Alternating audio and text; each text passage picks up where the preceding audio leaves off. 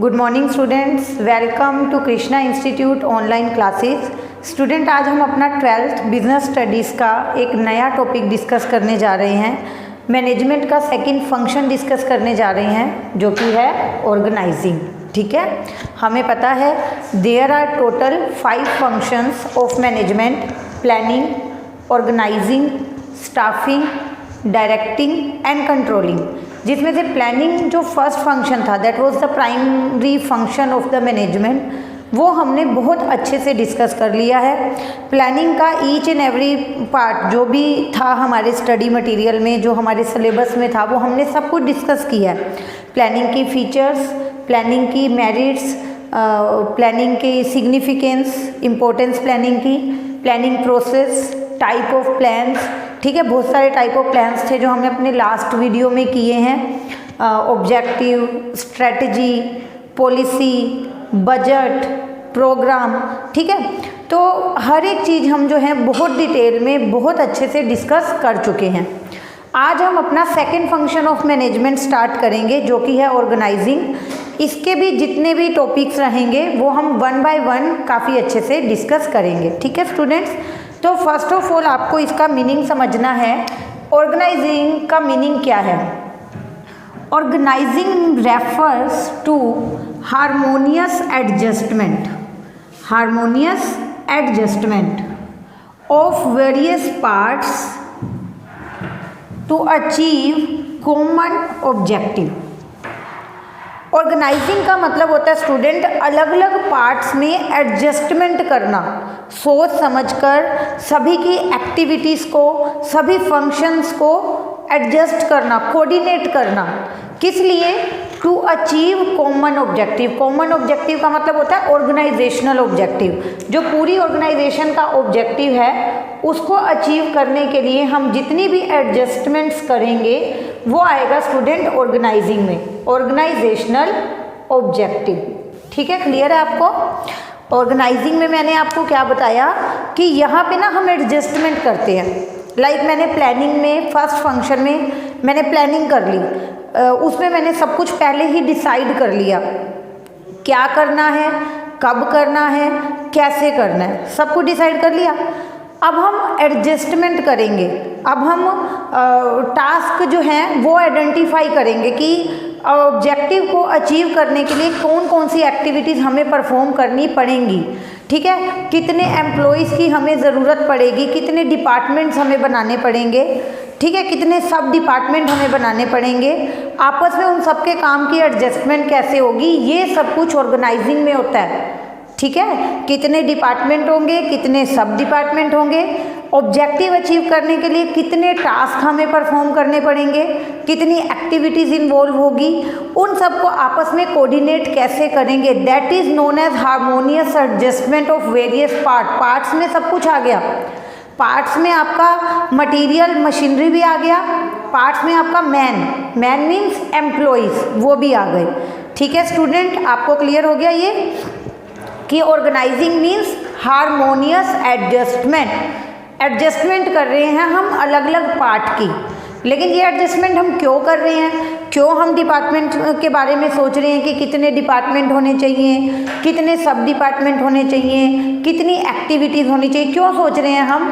So that we can achieve our common objective. Common objective means organisational objective. Planning हो चुकी है, बहुत अच्छे से हो चुकी है, अभी हमें चीज़ों को, रिसोर्सिस को ऑर्गेनाइज करना है। ठीक है, तभी मैंने ये क्या लिखा यहाँ पर, that is a framework where duties are identified. Duties, task को आइडेंटिफाई किया जाता है, अलॉट किया जाता है पर्सन्स को, और उनको इंटर रिलेशनशिप डिफाइन की जाती है।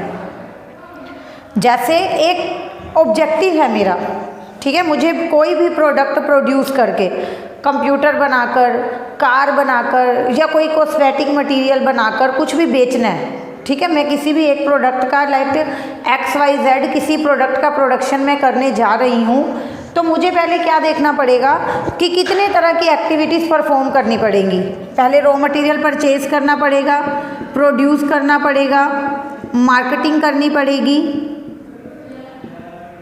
फाइनली उसको हम सेल करेंगे, बहुत सारी एक्टिविटीज़ हैं, तो वो सारी आइडेंटिफाई करना, ये सोचना कि इसके लिए कितने पर्सन चाहिए, इसके लिए कितने पर्सन्स चाहिए, आपस में उनकी रिलेशनशिप क्या होगी, ये सब कुछ किस में आ गया, ऑर्गेनाइजिंग में। ठीक है, तो ये जो मीनिंग है, ये जो इंट्रोडक्शन है, ये आप सबको अब क्लियर हो गया। ऑर्गेनाइजिंग क्या है? एडजस्टमेंट करना, ऑर्गेनाइज करना, नाम से ही पता चल रहा है। Organising, to organise the resources, material, activities, function, सब चीज़ों को ऑर्गेनाइज करना एक वेल प्लान मैनर में, सोच समझ के, रैंडमली नहीं कि कहीं भी कुछ भी कर दिया, वेल प्लान मैनर में सब चीज़ों को, सब रिसोर्सेज को ऑर्गेनाइज करना। ठीक है, और आपस में उनकी रिलेशनशिप भी डिफाइन कर रहे हैं हम। इंग्रेडिएंट्स अगर मैं बोलूँ कि ऑर्गेनाइजिंग में दो मेन चीज़ें क्या हैं, एक तो पार्ट्स, एलिमेंट्स, मतलब इसमें दो तरह के एलिमेंट्स की बात होती है, फिजिकल एंड ह्यूमन। अगर आप ऑर्गेनाइज कर रहे हो, ठीक है, तो पहले तो पार्ट्स होने ज़रूरी हैं, फिजिकल और ह्यूमन एलिमेंट्स होने ज़रूरी हैं। फिजिकल में आ जाएगा material, machinery, money, etcetera. Human elements में आ जाएंगे आपके एम्प्लॉइज, मैन। तो ऑर्गेनाइजिंग में मैं बात कर रही हूँ इंग्रेडिएंट्स की, मतलब क्या क्या होना ज़रूरी है। जब हम ऑर्गेनाइज करते हैं तो सबसे पहले एलिमेंट्स का होना ज़रूरी है। उसमें आपके फिजिकल एलिमेंट्स भी आएंगे, material, machinery, money. Human resources, human elements भी आएंगे, जिसमें होता है मेनली मैन और वी कैन से एम्प्लॉइज। इन एलिमेंट्स का होना ज़रूरी है। एक तो इन एलिमेंट्स के बारे में सोचना, और फिर उनकी इंटर रिलेशनशिप डिफाइन करना, आपस में एक दूसरे के साथ उनकी रिलेशनशिप डिफाइन करना, कौन कितना काम करेगा, किसको कितने रिसोर्सेज प्रोवाइड किए जाएंगे, किस डिपार्टमेंट को कितना फाइनेंस प्रोवाइड किया जाएगा, कितने रिसोर्सेज प्रोवाइड किए जाएंगे, किस डिपार्टमेंट को क्या टास्क दिया जाएगा, इन सब चीज़ों पे सोचना। तो पहला तो एलिमेंट्स के बारे में सोचना, और एलिमेंट्स के बाद उनकी इंटर रिलेशनशिप के बारे में सोचना। Who will be superior, who will be subordinate, who will be reporting to whom, कौन तो सुपीरियर होगा, कौन सबऑर्डिनेट होगा, कौन अपने काम की रिपोर्ट किसको देगा, like X and Y and Z. तो इस तरह से चैन बना दी, X Y Z, Z will be reporting to Y, Y will be reporting to X. तो इस तरह से ऑर्गेनाइजिंग में सब कुछ क्लियरली डिफाइन किया जाता है। Who is superior, who is subordinate, who is reporting to whom, कौन किसको बता रहा है कि हाँ जी सर आपने मुझे ये काम दिया था और मैंने ये काम कंप्लीट कर लिया है। ठीक है, ड्यूटीज़ असाइन की जाएंगी, एक्स वाई को ड्यूटी असाइन करेगा, फिर वाई जब वो काम हो जाएगा तो एक्स को बताएगा कि हाँ जी सर काम हो गया। ठीक है, तो देखो अगर इस सिस्टम से काम चलेगा तो आप मतलब आपको भी समझ आ रहा होगा कि जब इस सिस्टम को फॉलो किया जाएगा तो कितने अच्छे रिजल्ट हमें मिलेंगे, क्योंकि यहाँ पर each and everything is very clear to all, सबको सब कुछ क्लियर है, रिसोर्सिस के बारे में, टास्क के बारे में, ड्यूटीज़ के बारे में, ठीक है, डिपार्टमेंट्स के बारे में, पावर, अथॉरिटी, रिस्पॉन्सिबिलिटी, सबको सब कुछ क्लियर हो जाएगा। तो जो हमारा ऑब्जेक्टिव है वो एफिशिएंट मैनर में हम अचीव कर सकते हैं with minimum wastage of resources, और we can say with no wastage of resources. ठीक है, अब हम बढ़ते हैं आगे इसकी करैक्टरिस्टिक्स की ओर। करैक्टरिस्टिक्स देखें, इसकी फीचर्स देखें क्या है। साथ साथ प्लीज़ आप अपने नोट्स ज़रूर बनाएं। ठीक है, फीचर्स और करैक्टरिस्टिक्स, इसमें देखो आपका मैंने क्या लिखा है, पहला डिवीज़न ऑफ वर्क, यहाँ काम को बांटा जाएगा, काम को बांटा जाएगा। Work is divided among departments, departments को उनका काम बताया जाएगा, डिपार्टमेंट से सब डिपार्टमेंट्स में काम को बांटा जाएगा, सब डिपार्टमेंट से इंडिविजुअल्स में काम बांटा जाएगा। मतलब काम को बिल्कुल छोटे छोटे टुकड़ों में डिवाइड कर देंगे और हर पार्ट एक पर्टिकुलर एम्प्लॉय को असाइन कर देंगे। उसको पता होगा कि मुझे ये काम करना है और जब ये काम हो जाएगा तो मुझे आगे रिपोर्ट देनी है कि यस मेरा काम हो चुका है। ठीक है, तो डिवीज़न ऑफ वर्क में हमें बताना है कि जो वर्क है, जो काम है, that will be divided into small parts. ठीक है, and each part is assign to a particular worker. इससे काम बिल्कुल क्लियर हो जाएगा, हर पर्सन को पता होगा कि मेरा क्या काम है। डिपार्टमेंट्स में बांटो, डिपार्टमेंट आगे सब डिवाइड करेंगे एम्प्लॉयज़ के अंदर काम को। ठीक है, और एम्प्लॉयज़ अपने काम को करेंगे जैसे उन्हें अलॉट किया गया। तो ऑर्गेनाइजिंग में सबसे पहले काम को बांटा जाता है, उसके बाद कोऑर्डिनेशन, सभी के काम को एक दूसरे के साथ कोऑर्डिनेट किया जाता है। इंटरडिपेंडेंस होती है वहाँ काम की। इंटरडिपेंडेंस कैसे होती है? फॉर एग्जांपल परचेज डिपार्टमेंट पहले रॉ मटेरियल मशीनरी परचेज करेगा, उसके बाद प्रोडक्शन डिपार्टमेंट उसको प्रोड्यूस करेगा, उसके बाद सेल्स डिपार्टमेंट उसको बेचेगा। अब आप खुद सोचो, जब तक परचेज डिपार्टमेंट रॉ मटेरियल खरीदता नहीं, वो प्रोड्यूस कैसे करेंगे प्रोडक्शन डिपार्टमेंट वाले? और जब तक ये प्रोड्यूस नहीं करेंगे तब तक ये बेचेंगे कैसे? That means here activities of all department are coordinated with each other. हर एक का काम दूसरे के काम पे डिपेंड है। यस, कोऑर्डिनेशन मीन्स आपस में उनकी डिपेंडेंस डिफाइन करना। इंटरडिपेंडेंट हैं सारे डिपार्टमेंट। जब तक ये खरीदेंगे नहीं ये बना नहीं सकते, ये बनाएंगे नहीं तो ये बेच नहीं सकते। दैट मीन्स कि कोऑर्डिनेशन होना चाहिए, उनको मिल के चलना है। आपस में टाइम टू टाइम एक दूसरे के साथ कम्युनिकेट करो कि आपका कितना काम हो गया, हमारा कब शुरू होगा, इस तरह से, ताकि किसी भी तरह के डिस्प्यूट को, ठीक है, किसी भी तरह की ओवरलैपिंग को, किसी भी तरह की वेस्टेज को आप कम कर सकते हो। ठीक है, plurality of persons, simple, plurality of person. Plurality means, plural means more than one. तो यहाँ पर क्या होता है? There is group of persons, ये वर्ड यूज किया गया है फॉर ग्रुप ऑफ पर्सन्स। ऐसा नहीं है कि सिर्फ एक ही पर्सन होगा, एक ही तरह का कोई रिसोर्स होगा, एक ही तरह की कोई मशीन होगी।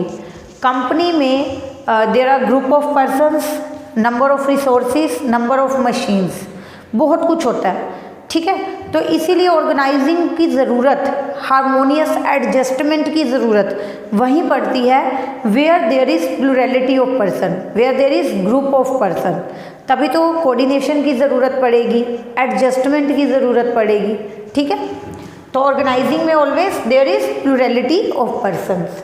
Objective will remain common, individual का, डिपार्टमेंट का, हर किसी का जो ऑब्जेक्टिव है वो कॉमन रहेगा। सबका काम अलग है, सब अलग अलग काम कर रहे हैं, but they all are working for the achievement of common objective, for the organisational objective.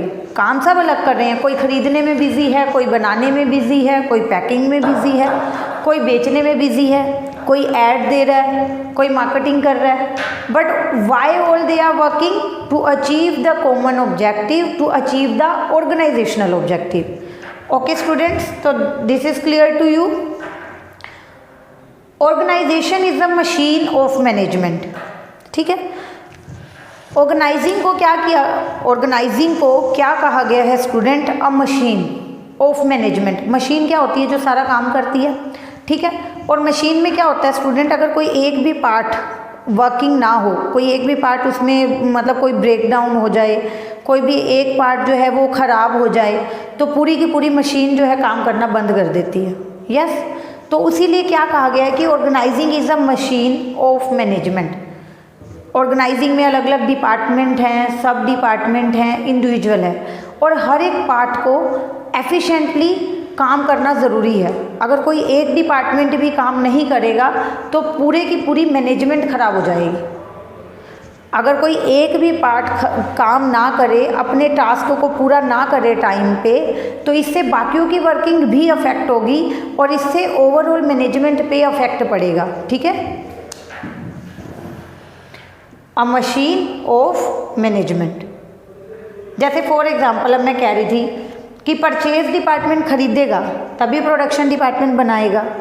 Purchase department ने अभी तक इंक्वायरी ही नहीं की कि रॉ मटेरियल कहाँ कहाँ से हमें मिल सकता है, या कोई मशीनरी हमें चाहिए तो वो हम कहाँ से परचेज़ कर सकते हैं। वो हाथ पे हाथ रख के बैठे हैं, और जब तक ये रॉ मटेरियल परचेज़ नहीं करके आएंगे तब तक ये अपना प्रोडक्शन कैसे कंप्लीट करेंगे। या इन्होंने परचेज़ करके रॉ मटेरियल इनको दे दिया पर ये प्रोडक्शन ही नहीं कर रहे, इनके पास वर्कर ही नहीं है, या जो मशीनरी इनके पास थी वो ख़राब हुई पड़ी है, इन्होंने आगे कोई भी इंफॉर्मेशन ही पास ऑन नहीं की कि मशीनरी ख़राब है, नई इंस्टॉल करनी पड़ेगी या इसकी रिपेयरिंग करवानी पड़ेगी। उन्होंने ऐसी कोई भी इंफॉर्मेशन पास ऑन नहीं की। तो जब तक प्रोडक्शन नहीं होगा सेल्स डिपार्टमेंट क्या बेचेगा।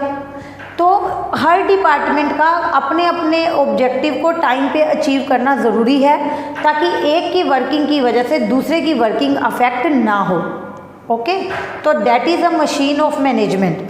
Organising is a machine of management. और इसका जो हर पार्ट है that should be in workable condition. कोई भी पार्ट अगर इल ट्रीट हुआ, किसी ने मिस मैनेजमेंट की, अपना टाइम पे काम पूरा नहीं किया, तो बाकियों के काम पे भी अफेक्ट पड़ेगा। उसके बाद है वर्टिकल एंड हॉरिजेंटल रिलेशनशिप। मतलब रिलेशनशिप जो है वर्टिकल और हॉरिजेंटल दोनों तरीके से होती है। डिपार्टमेंट टू डिपार्टमेंट भी होती है, डिपार्टमेंट टू डिपार्टमेंट भी होती है। मतलब परचेज डिपार्टमेंट का मैनेजर और सेल्स डिपार्टमेंट का मैनेजर, उन दोनों की भी आपस में एक रिलेशनशिप होगी। एक दूसरे के साथ वो कम्युनिकेट करेंगे, एक दूसरे के साथ इंटीमेट करेंगे कि कब होना है काम, या कब हो गया, या कितना बाकी है, या कैसे करेंगे इस काम को। तो डिपार्टमेंट टू डिपार्टमेंट भी रिलेशनशिप होगी। ये परचेज डिपार्टमेंट है, ये प्रोडक्शन डिपार्टमेंट है, दोनों में कम्युनिकेट होगा, दोनों में एक रिलेशनशिप होगी। और ठीक है, वर्टिकल रिलेशनशिप मतलब up to down and top to up, top to bottom and bottom to top, वो रिलेशनशिप भी होगी। मतलब परचेज डिपार्टमेंट में ही लगा लो आप, परचेज डिपार्टमेंट का मैनेजर होगा, फोरमैन होगा, वर्कर्स होंगे। ठीक है, तो top to bottom and bottom to top ये रिलेशनशिप भी है, और डिपार्टमेंट टू डिपार्टमेंट भी रिलेशनशिप है। इसलिए क्या बोला जाता है कि ऑर्गेनाइजिंग में दोनों तरह की रिलेशनशिप पे आपको सोचना पड़ता है, वर्टिकल रिलेशनशिप के बारे में भी, हॉरिजॉन्टल रिलेशनशिप के बारे में भी। मतलब एक डिपार्टमेंट की दूसरे डिपार्टमेंट से क्या रिलेशनशिप है, और एक डिपार्टमेंट में जितने एम्प्लॉयज़ काम कर रहे हैं उनकी आपस में क्या रिलेशनशिप है, टॉप टू बॉटम है या बॉटम टू टॉप है। Clear student? तो आज के लिए सिर्फ इतना ही। हमने अच्छे से डिस्कस किया है ऑर्गेनाइजिंग के बारे में, जो कि हमारा मेन फंक्शन है, सेकंड फंक्शन है मैनेजमेंट का। वन बाय वन हमें सारे फंक्शंस अच्छे से करने हैं। ऑर्गेनाइजिंग के अंदर मैंने आपको बता दिया कि इसमें मेन पार्ट्स के ऊपर सोचा जाता है और उन पार्ट्स की आपस में रिलेशनशिप डिफाइन की जाती है। इसमें काम को बांटा जाता है, आपस में उन्हें कोऑर्डिनेट किया जाता है, प्लूरैलिटी ऑफ पर्सन्स होती है, मींस ग्रुप ऑफ पर्सन होता है वहाँ पर। उन सब का ऑब्जेक्टिव क्या रहता है, common, that is a machine of management, जिसका हर पार्ट वर्केबल कंडीशन में होना चाहिए। कोई भी एक पार्ट वर्किंग नहीं है तो बाकी पार्ट्स भी अपना काम टाइम पे पूरा नहीं कर पाएंगे। और that is vertical and horizontal relationship. Last में ऑर्गेनाइजिंग में आपको हर तरह की रिलेशनशिप के बारे में सोचना पड़ता है। एक डिपार्टमेंट का दूसरे डिपार्टमेंट से क्या रिलेशन है, और एक ही डिपार्टमेंट में जितने भी एम्प्लॉयज़ काम कर रहे हैं उनका आपस में क्या रिपोर्टिंग रिलेशन है, कौन किसको काम बताएगा और कौन किसको फीडबैक देगा कि वो काम हुआ है या पेंडिंग है। ठीक है स्टूडेंट, नेक्स्ट वीडियो तक के लिए आपको ये बहुत अच्छे से रिवाइज भी करना है और इसके नोट्स भी बनाने हैं। Thank you so much.